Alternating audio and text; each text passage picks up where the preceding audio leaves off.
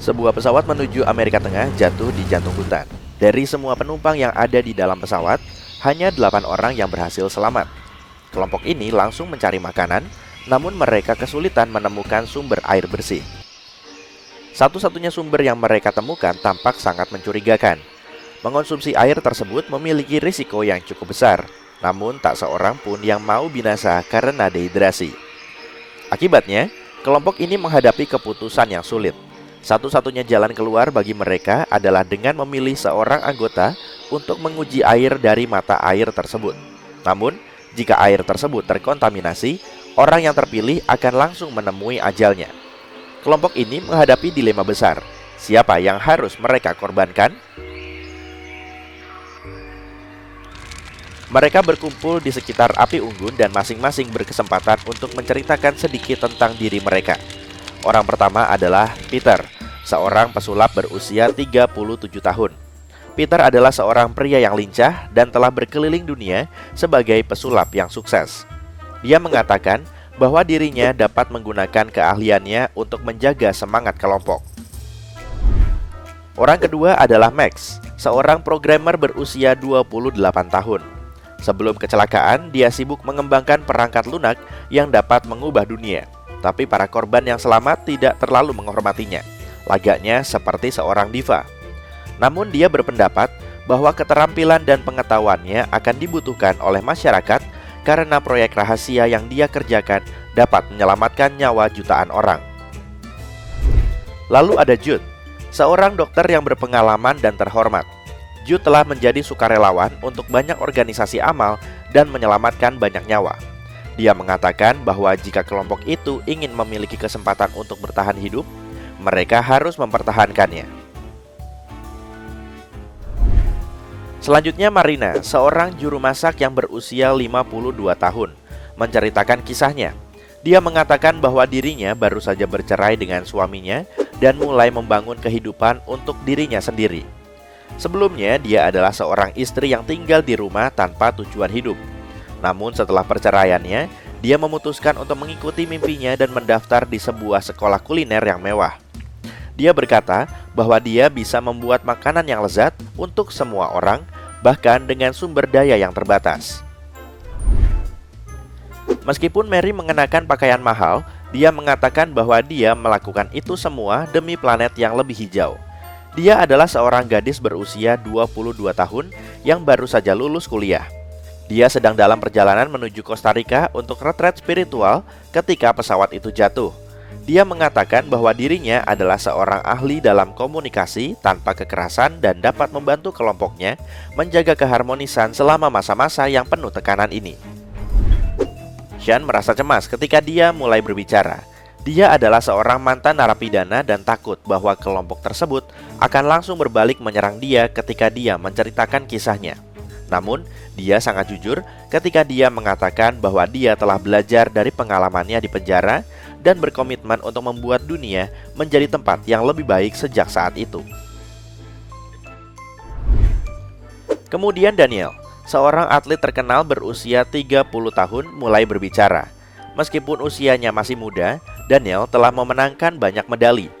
Dia sangat bugar dan dapat membantu kelompok tersebut melewati kondisi yang sangat keras dengan membangun tempat berlindung atau bahkan melindungi mereka dari binatang buas. Anggota terakhir dari kelompok ini adalah Tom, seorang lelaki berusia 15 tahun. Malangnya, dia kehilangan orang tuanya dalam kecelakaan pesawat dan hidup sebatang kara. Dia tidak memiliki kemampuan khusus untuk membantu kelompok itu. Jude sebagai orang tertua dalam kelompok memimpin proses pengambilan keputusan. Dia meminta semua orang untuk menjawab pertanyaan, kenapa dirimu tidak harus dikorbankan? Orang pertama yang berbicara adalah Peter, sang pesulap. Dia berkata, aku membuat orang tertawa dan kagum akan keajaiban hidup. Melalui diriku, keajaiban terus hidup. Aku tidak bisa dikorbankan. Kemudian programmer Max berkata, aku akan mengubah dunia dengan proyek rahasiaku. Kalian benar-benar tidak akan menduga ide revolusioner seperti apa yang sedang kukerjakan. Jika kalian mengorbankanku, kalian akan sangat menyesal. Dr. Jude berkata, aku sudah cukup tua dan telah menjalani kehidupan yang baik. Tapi aku salah satu dari sedikit orang di sini yang tahu cara menyelamatkan nyawa. Apa yang bisa kalian lakukan jika kalian mengorbankanku?" Marina, sang juru masak, berkata, "Teman-teman, aku baru saja menemukan tujuan hidupku lagi setelah perceraian. Banyak yang harus aku lakukan di dunia ini. Ada begitu banyak kesempatan di depanku." Mary, gadis yang masih muda itu, berkata, "Ada banyak kesempatan di depanku, aku baru saja menyelesaikan kuliah. Siapa tahu aku bisa menjadi guru spiritual yang hebat dan mengubah dunia. Kalian akan menyesal jika kalian menyingkirkanku." Mantan narapidana Sean berkata, "Aku mengerti jika kalian memilihku untuk meminum air tersebut. Aku hanya ingin mengatakan bahwa aku sudah sembuh dan aku akan melakukan segalanya dengan kemampuanku untuk menebus kesalahanku di masyarakat. Jika aku keluar dari sini dalam keadaan hidup, aku bisa menjadi inspirasi bagi banyak orang." Kata Daniel, si atlet, "Masih ada banyak medali yang bisa dimenangkan, tapi aku bersedia mengambil risiko demi kelompok ini jika diperlukan. Aku cukup kuat dan siapa tahu mungkin air itu tidak akan membahayakan bagiku." Terakhir, Tom, sang remaja, berbicara. Dia berkata, "Aku takut meminum airnya. Tolong jangan paksa aku melakukannya. Aku bersumpah akan tumbuh menjadi orang yang baik." Setelah mendengarkan semua orang, kelompok itu harus memilih. Namun sebelum memberikan suara terhadap seseorang, mereka harus memikirkan kegunaan setiap orang bagi kelompok dan masyarakat secara umum. Sebagai pesulap, Peter dapat berkontribusi pada pelestarian dan pengembangan tradisi budaya dan industri hiburan. Meskipun tidak penting untuk kelangsungan hidup fisik, keahliannya mungkin penting untuk kesehatan psikologis kelompok secara keseluruhan. Max memiliki kemampuan analisis dan pemecahan masalah yang baik. Namun, dalam lingkungan bertahan hidup, keterampilan teknisnya tidak begitu dibutuhkan. Ditambah lagi, proyek rahasianya mungkin saja teknologi AI yang dapat menguasai umat manusia. Jude adalah salah satu anggota yang paling berharga dalam grup ini, karena kemampuannya memberikan dukungan medis. Marina, sang juru masak, bisa jadi penting untuk menjaga kesehatan dan semangat melalui nutrisi, tapi tidak terlalu penting untuk bertahan hidup. Peran Mary tidak terlalu penting. Dia lebih merupakan seorang idealis daripada pemecah masalah. Jadi dampak langsungnya terhadap kelangsungan hidup kelompok sangat terbatas. Sean, mantan narapidana, telah memperoleh keterampilan dalam kondisi dan situasi sulit yang dapat sangat berguna untuk bertahan hidup. Selain itu, kisah rehabilitasi yang dijalaninya dapat menginspirasi perubahan dan reformasi sosial.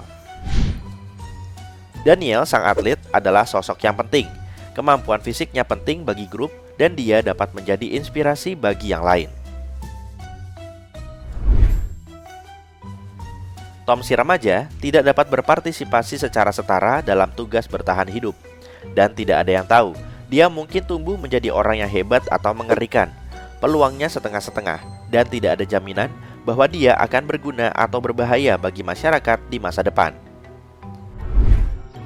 Saat Dr. Jude sudah menerima semua suara, dia terkejut dengan keputusan kelompok tersebut. Dia berharap kebanyakan orang akan memilih untuk mengorbankan Max, sang programmer, tetapi tidak.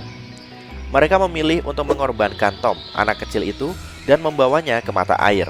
Dia meminum air tersebut untuk memastikan apakah air itu aman, dan hanya beberapa jam kemudian, Tom meninggal dunia.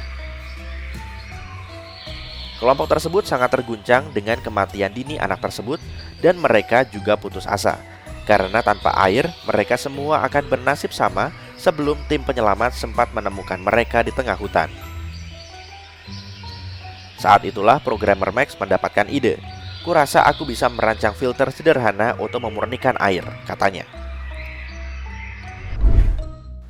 Max dengan cepat menjelaskan rencananya untuk membuat alat yang dapat menggunakan arang, pasir, dan bebatuan untuk menyaring polutan dari air.